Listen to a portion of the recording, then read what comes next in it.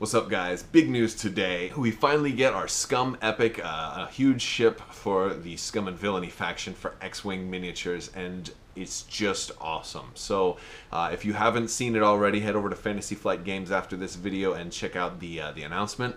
It comes with an M3A Interceptor escort, so lots of good stuff is going to be in this box. So first, let's talk about the ship itself. This is a C-ROC class cruiser. It's basically a Gazanti, but a slightly different model than the one that we already have for the Empire. This is one ship that people were kind of expecting because we've seen it in Star Wars Rebels, Azmodan's ship. I'm sorry, Azmorigan's ship, not Azmodan, that's Diablo. Anyway, Azmorigan's ship, it was a C-ROC class cruiser, and we have seen it in that. And it's shown up in a couple of other Star Wars broadcasts, but most recently on Rebels. And lately, if you see it on Rebels, we're probably getting it for X-Wing. We're probably getting it for Armada. We're probably getting it, not this ship, but if you see it on Rebels, chances are it's going to turn up in a game that you're playing. So let's talk about this ship. All right. First off, it is very, very similar to the Gazanti, slightly different shielding and hull, but for the most part, virtually the same. It still has the same firing arc. They do show that it's coming with a heavy laser turret that is unique to this ship, kind of like your heavy laser cannon, but it lets you fire outside of arc, so that's very cool. So you have the option to go with your turret, or you can go with a regular hardpoint weapon as well. But I really like the heavy laser turret because of the 4 attack, but it's restricted to range 2 to 3. So makes it kind of slightly different than the Imperial version of the Gazanti. So it is pretty cool because of the M3A Interceptor escort. I know some people were expecting, if they did make this, for it to come with a Star Viper, but I'm a big fan of the M3A. I also like the Star Viper, but M3A is one of my favorite Scum ships. So one of the cool things about this is they are printing out the errated Heavy Sick title. If you haven't seen the FAQ update, I talked about this a while back. They recently made a big change to the Heavy Sick title in that it also adds a hull to your ship. So they're going to give you some printed versions of that card so you aren't relying on the old ones in case maybe you're playing with somebody new and they say, well, that card doesn't say that. So now you're going to get the actual printed versions. Great thing for them to include it here, and they're giving you a lot of copies of it as well.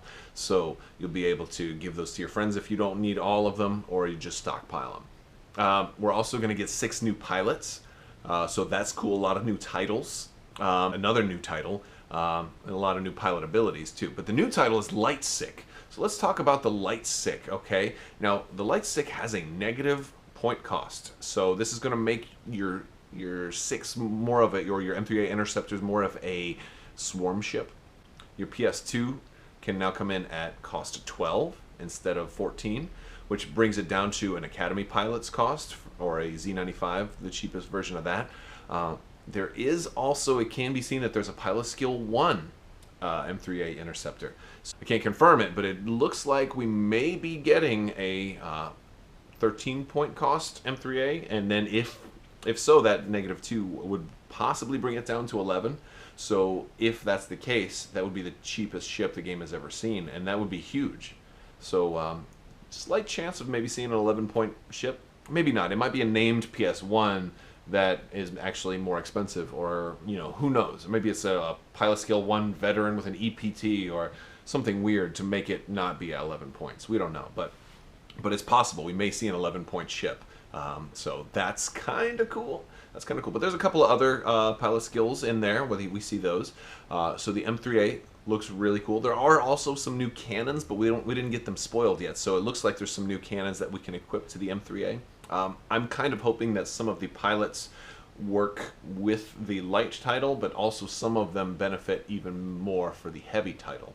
So it's really cool having 2 titles for this ship now. I'm really excited. It's not the first ship we've had multiple titles for, though, because the Millennium Falcon, for example, we have 2 Millennium Falcon titles. So, but it is always cool to have multiple titles for a ship. Also, all the Epic ships have multiple titles as well. So let's talk about what else comes with the C-ROC Cruiser. We are getting the Merchant 1 title. They spoiled that. It's going to add some crew and some teams. So not really a super awesome title there, but the crew are nice because they kind of synergize with some of the new cargo, not cargo, but some of the new crew that that comes with this ship. So there's a new mechanic that they're introducing here. Kind of, if you've played Magic the Gathering and you've ever had a sideboard, in between rounds you could swap out cards, they're kind of bringing that in here. So it really is going to benefit people who have, you know, a lot of cards, a lot of stuff. So basically this new mechanic allows you to swap something in play with whatever else you have available, which sounds just bizarre. This was very unexpected, but I really like it. So we have Socotra Vizago. Okay, now he has the special ability that he can swap a cargo or a licit for another one that's in play, or basically swap a cargo or a licit that's in play that's face up for another one that's the same point cost or cheaper. So that's, you know, and he can be used on a normal ship as well. He's not restricted to huge ships.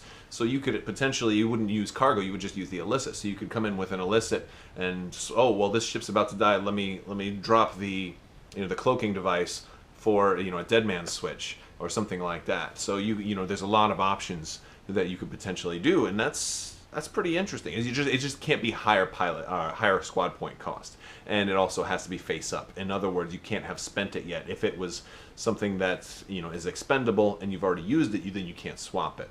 So that's really interesting, because it's the only restriction is something that's from your collection. So you can go pull something out of your card binder.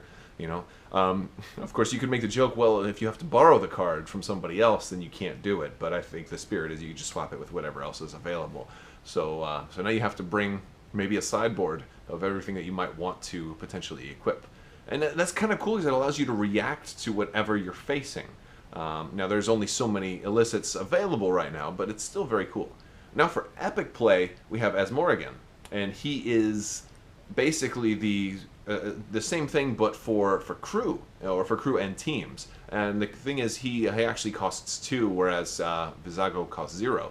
But Azmorigan is pretty interesting, because there's a lot more crew options, and there's only a few team options, but crew specifically, ton of crew options. He costs 2, and so you'd want to start off with a more expensive crew, and then maybe drop him down for something else. Just really cool option.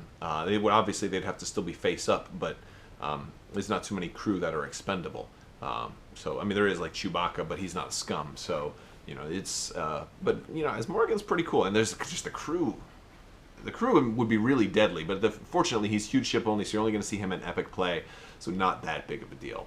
But hopefully people start playing epic again. I really like X-Wing Epic. It just takes a little while. It takes a long time to set up, but man, when you get those huge ships, it's awesome. It's fun to play, and hopefully people will start playing it more now. So what else is going to come with this thing? There's a lot that remains to be seen. A lot more spoiler articles are probably going to be coming out. We do see 2 weapons disabled tokens in the spread. So perhaps something deals with the weapons disabled tokens. Perhaps we also see Jabba. What looks like Jabba. It's a little blurry if you zoom in, but it's probably Jabba. It's Jabba's picture, and it looks like Jabba the Hutt, and it does appear to also say, what does it say? It says scum only. It looks like it says scum only, but it looks like his ability text starts underneath that, and it doesn't look like it says huge ship only. So basically we're going to have like an emperor for scum, and you know, we can guess. We don't know what he's going to do yet, so but it looks like he'll probably, in the spirit of the Emperor, he'll probably take up 2 crew slots. Heck, some people think maybe even 3. I don't think they'll go that far, because there's still only, you know, what, the YV666 that could take him outside of epic play. But so probably 2 crew slots, and he'll probably do something something incredible, and he'll probably be very expensive. He may be even tied to the weapons disabled tokens. So let me know what you think Jabba is going to do. Of course, now, if you're watching this video a year from now and you have already bought the C-ROC, don't come in and be like, well, I know what it does, because, yeah, obviously, you know, you have the benefit of time. I am going to predict that Jabba will be some type of a pro-swarm card, just basically an anti-ace. I think he's going to do something like Agent Callus, where, like, at the start of the game, he puts a bounty on one ship, and that ship get some really bad effect for it, and so it kind of will discourage people from having like only 2 ships, and you know they're both like 50-point ships, because he would cripple a build like that, like Dengar and Manaru. All right, well, you know, Dengar, boom, you get -1 die every time you roll dice, and we get, anytime we attack you, we get +1 die, you know, or something like that. So maybe something, you know, just crippling to a small, but they wouldn't be as bad against a swarm. And since this expansion also comes with a swarm ship with the light sick title, I think that would fit into maybe where they're trying to go. Maybe less players are playing swarms. People are now going with only 2 or maybe 3 ships, but like 4 and 5 and 6 ship builds are like long gone because everybody wants to fly aces, right? So maybe they're trying to steer the meta back towards swarms, and Jabba would definitely do that if he's an anti-ace. So that's my prediction for Jabba. Time will tell if I'm even in the ballpark. I might be completely wrong. He might just assign a weapons disabled token as an action to an enemy ship, which also, that would be freaking crazy. That might even, well, that would be very similar actually. That would be kind of anti-swarm. I'm thinking something like more along the lines of dice. But yeah, assigning a weapons disabled token to a ship would be freaking crazy. Maybe that's exactly what he does. Who knows? That might be too powerful. Let me know what you think. So, and if you haven't already, guys, go ahead and subscribe and like this video. I definitely do appreciate all the likes and the subscribers. Hoping to hit 10K by the end of this year. I don't know. Maybe we can do it. If so, maybe we'll have a pretty cool contest. We'll give some stuff away. So, all right, thank you so much, and I appreciate it. Let me know what you think about Jabba. Let me know what you think about this expansion, and are you going to buy it? Thanks so much for watching. Have a great day.